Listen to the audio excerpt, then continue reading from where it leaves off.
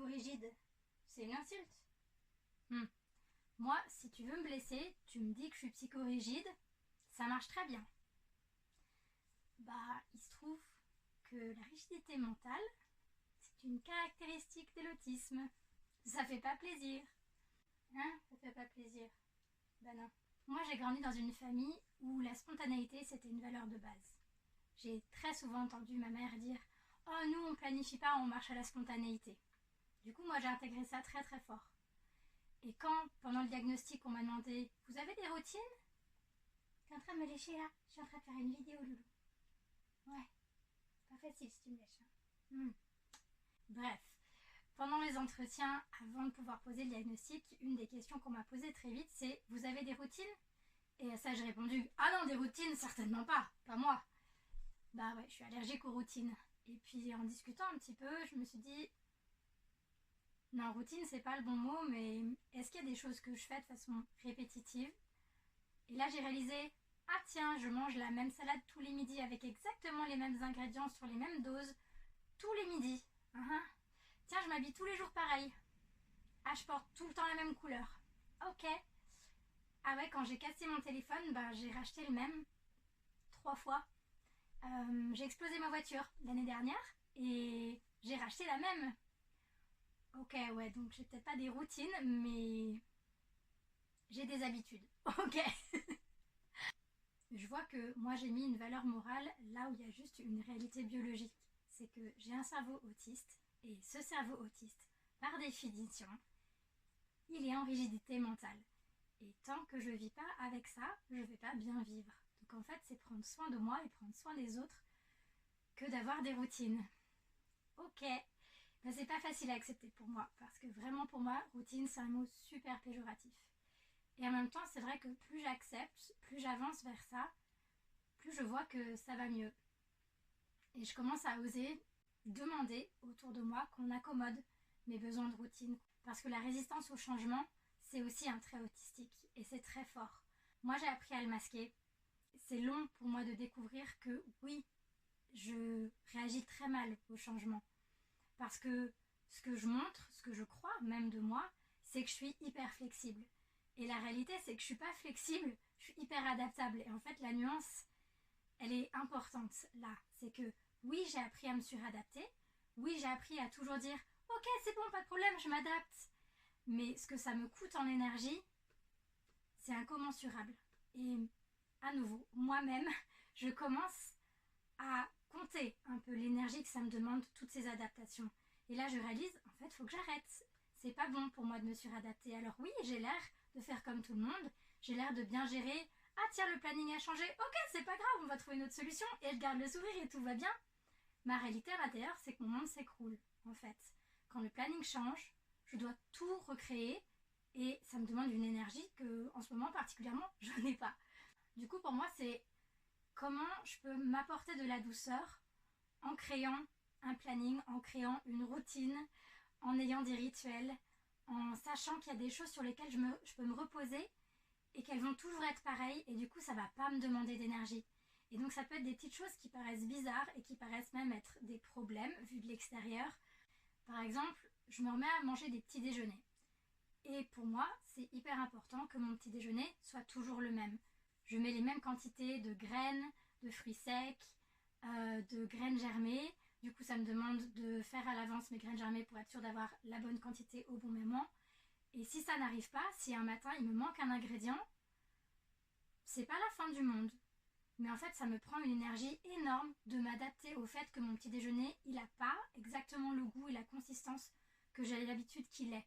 Et ça peut paraître hyper anodin, mais en fait, pour une personne autiste, ça c'est énergivore au possible. Quand quelque chose de routinier, de prévu, d'attendu change, ça demande une énergie énorme de s'y adapter. Alors il y a certaines personnes autistes qui ne s'y adaptent pas, qui font juste des crises à ce moment-là. Je pense qu'on a tous l'image des enfants autistes qui se roulent par terre quand au supermarché, il n'y a plus les céréales qu'ils veulent dans l'allée du supermarché. Mais dans une vie de personne autiste adulte qui a appris à se suradapter, qui a appris à dire oui, oui, ça va bien, pas de problème, ça se voit pas de l'extérieur, mais juste dire que de l'intérieur, c'est beaucoup à vivre, c'est beaucoup à traverser. Et là, c'est un petit exemple, c'est juste le petit déjeuner. Mais ça se répercute dans toute la journée sur plein de choses. Donc par exemple, si j'ai prévu de faire un rendez-vous avec une personne dans la journée, la personne en dernière minute décommande, c'est un séisme pour moi. Mais je vais continuer de garder solitaire. Ah mais t'inquiète pas, prends soin de toi, occupe-toi, toi tu peux pas venir aujourd'hui, pour toi c'est trop dur aujourd'hui, pas de problème, je vais refaire mon planning, je vais faire autre chose, t'inquiète pas pour moi. En vrai, ce que j'aurais envie de dire, mais tu te rends compte de ce que tu me fais? Je peux pas encore gérer un changement de plan. Ça me bouffe ma journée, ça me bouffe ma vie, je vais pas m'en sortir en fait. Ok, je surréagis. En fait, je surréagis pas, je suis autiste. Et ça, je le montre pas parce que je sais bien que si je dis ça aux gens, ils vont me dire, non mais Claire, t'es chiante en fait. Ouais, je suis chiante. Ben, je suis pas chiante, je suis autiste. Et il y a une nuance, hein, sérieusement. Et du coup, ça demande chaque jour de prendre le temps de voir, ok, qu'est-ce que j'ai prévu, à quel point est-ce que je suis prête à ce que cette chose prévue, elle bouge. Si elle bouge, comment je vais gérer ça, qu'est-ce que je peux prévoir d'autre. Et en fait, plus j'en suis consciente, mieux je le vis. Du coup, j'ai même mis des choses en place comme prévenir les gens. Ok, on a prévu ça ensemble. Si ça se passe pas, si tu ne peux pas pour une raison ou pour une autre, c'est quoi le plan B? Et en fait, juste d'avoir un plan B défini à l'avance dans ma tête, ça me permet de, si ce truc arrive, je vais vachement plus facilement pouvoir bien le vivre de l'intérieur aussi et pas que de l'extérieur, parce que c'est déjà prévu. En fait, l'inattendu, je l'ai prévu. Du coup, la charge d'énergie demandée, là, elle redescend. Donc voilà, c'est des aménagements comme ça que je commence à pouvoir mettre en place. Je peux pas le faire avec tout le monde, je peux pas le faire dans tous les contextes, mais je réalise que les gens que je connais bien, en fait, ils sont complètement ouverts à ça. Ça prend soin de moi, ça prend soin d'eux aussi, parce que pendant des années, j'en voulais à mes amis, en fait. De changer les plans en dernière minute, de pas se pointer, de faire autre chose que ce qu'ils avaient dit. Et moi, ça me foutait en vrac et je comprenais pas. Dans ma vision autistique du monde, je me disais, mais ils se foutent de ma gueule, en fait. Ils me respectent pas. Ou alors juste, ils se rendent pas compte de ce qu'ils font. Clairement, on se rend pas compte. Et j'en ai conscience, il n'y a pas de problème. Mais maintenant que je prends conscience de ça, du décalage que c'est pas tout le monde qui le vit aussi fort, c'est moi parce que je suis autiste. Ok, comment je fais, moi, pour créer quelque chose qui marche mieux pour moi, pour les autres?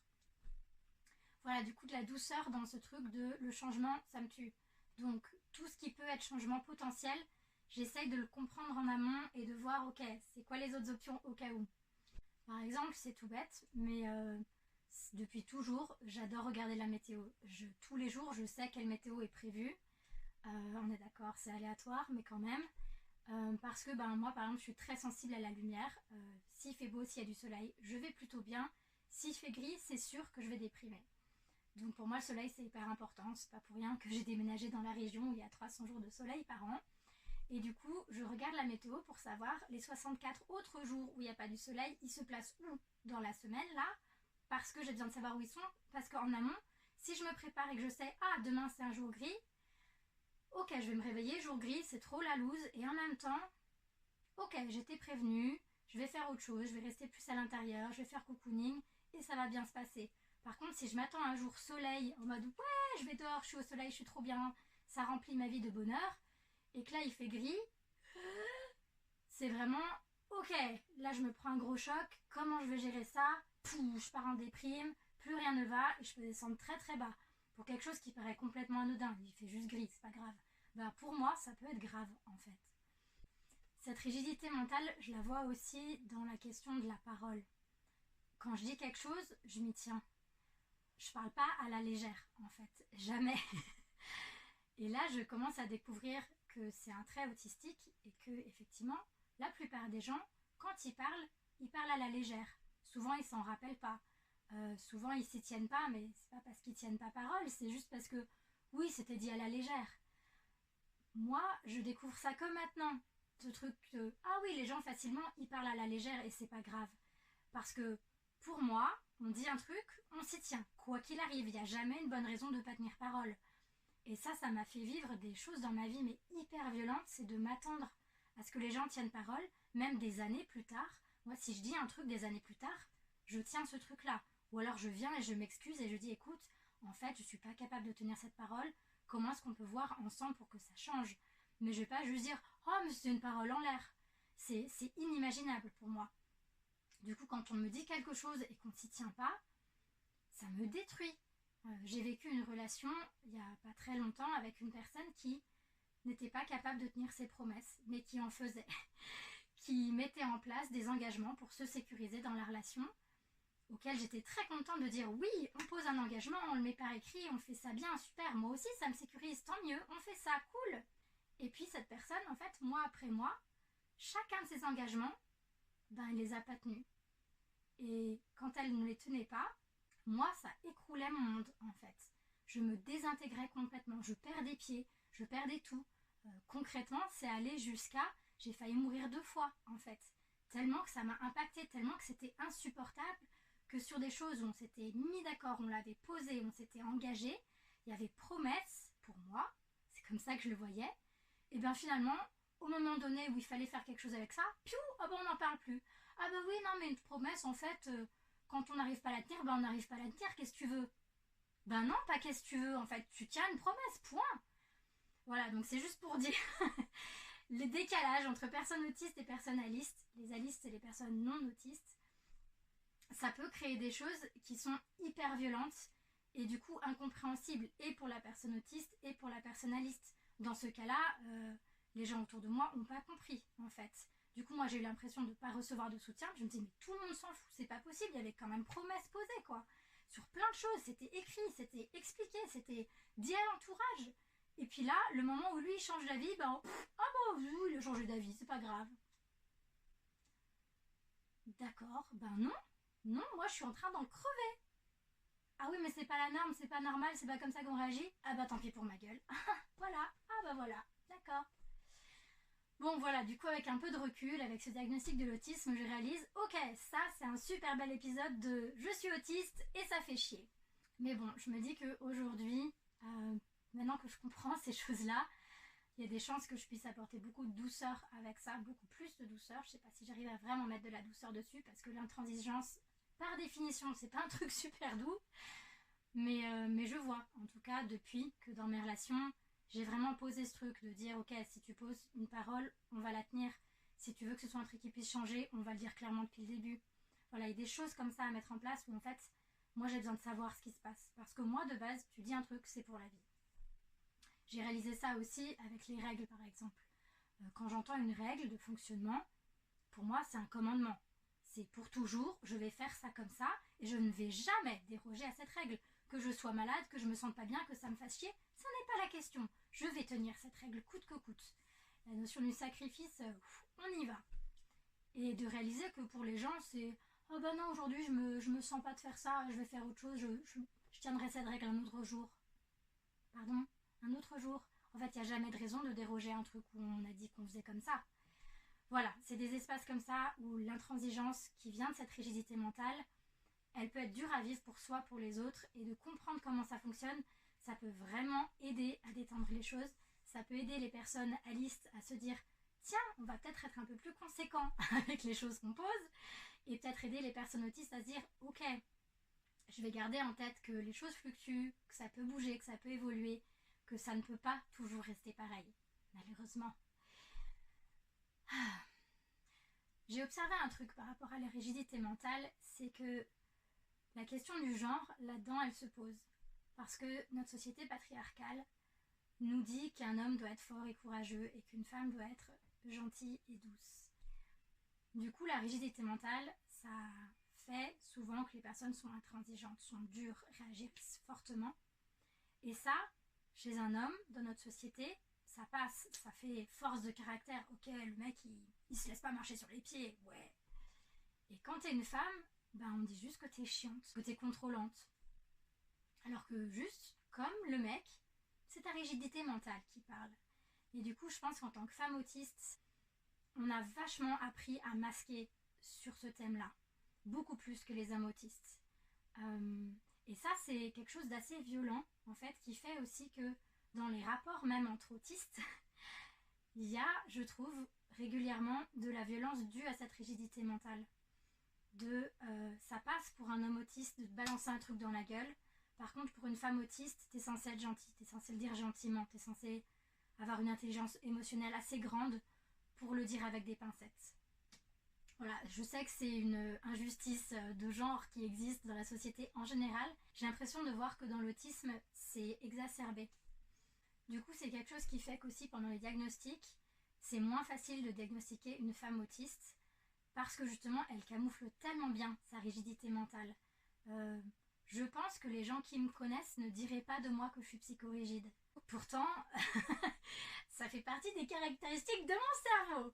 Et dans ma vie de tous les jours, en fait, ça se trouve dans des endroits peut-être un peu inattendus aussi. Par exemple, les petits objets qui sont derrière moi, on dirait du bordel, ça n'en est pas. Ils sont chacun posés à une place très précise, au millimètre près. Si quelqu'un rentre dans la maison et le déplace, moi je reviens derrière, j'ai rien vu de ce qui s'est passé, je vais voir que ça a bougé, je vais le remettre en place instantanément.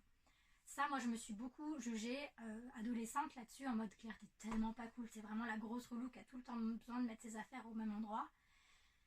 Ouais, ben juste rigidité mentale, en fait, je prends soin de moi quand je fais ça. Je me crée un environnement qui me demande pas d'effort, parce que j'ai pas à m'adapter à un changement. C'est fou, mais un changement, ça peut être ça. Ça peut être un objet qui a bougé dans mon environnement.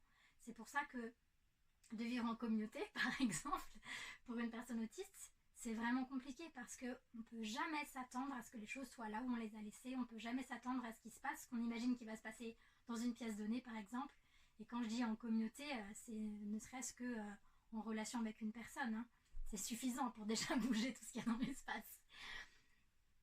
Et du coup, une façon de prendre soin de soi quand on est autiste, c'est justement de trouver comment est-ce qu'on peut sécuriser son environnement en ayant un maximum de choses qui sont pas immuables mais qui peuvent être habituelles et on peut s'attendre à ce qu'elles soient là et c'est reposant en fait. C'est pas une question de contrôle, c'est une question de créer un espace où il y a de l'harmonie, où il y a du repos qui est possible. Parce que le problème de l'autisme, c'est que chaque chose est une info à traiter. Il n'y a pas d'automatisme de oui, c'est comme ça, ok, on s'adapte. Non, c'est il y a une nouveauté, ok, comment je vais la gérer? Il y a tel possible, il y aurait ça.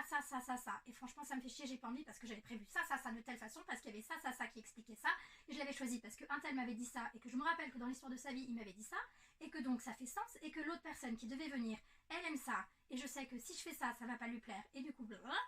Donc en fait, derrière chaque choix, derrière chaque plan, il y a une réflexion énorme qui prend beaucoup d'énergie. Et quand on doit changer de plan, il y a tout ça qui doit rechanger. Et c'est épuisant. Et ça, c'est une des choses qui mène aussi au burn-out, c'est d'avoir des changements trop fréquents. Donc là, j'apprends à me faire des plannings, à prévenir mes amis que, voilà, s'ils s'engagent un truc, ils s'y tiennent, que s'ils peuvent pas, ils me préviennent vraiment à l'avance, ils me proposent un plan B, mais que c'est pas juste à prendre à la légère, c'est pas juste, ouais, on change de plan n'importe quand, tout va bien, on est super flexible. Je suis pas flexible en fait. Ceci étant dit, j'aime parfois les surprises, j'aime les imprévus, non, j'aime pas les imprévus. J'aime les surprises, je peux aimer les surprises, ça dépend lesquelles, mais je peux vraiment aimer les surprises. Mais il faut que j'ai un niveau d'énergie suffisant pour accueillir de l'imprévu, en fait, c'est vraiment là que ça se pose. J'espère que cette vidéo vous a aidé à comprendre un aspect vraiment très important de l'autisme et peut-être vous aider à prendre soin de vous, à oser vous dire ok, en fait j'ai besoin d'une routine, j'ai besoin de poser des habitudes sur telle chose, j'aurais besoin de communiquer là-dessus avec mon entourage, j'ai besoin peut-être de l'accepter pour moi-même. Si ça vous a plu, mettez un petit pouce, n'hésitez pas à mettre des commentaires, à faire vos retours de qu'est-ce que ça vous dit, comment ça vous fait réagir avec bienveillance évidemment, comment ça vous impacte, qu'est-ce que ça peut vous donner envie de comprendre plus en profondeur. Merci de partager avec moi vos questions, vos envies de sujets aussi. Moi l'idée c'est de faire ça pour partager, pour créer du lien, de la compréhension des uns des autres. Donc vos retours ils sont hyper précieux pour moi. Et puis abonnez-vous à la chaîne, moi ça me soutient et vous ça vous permet d'être tenu au courant des nouvelles vidéos. Merci beaucoup.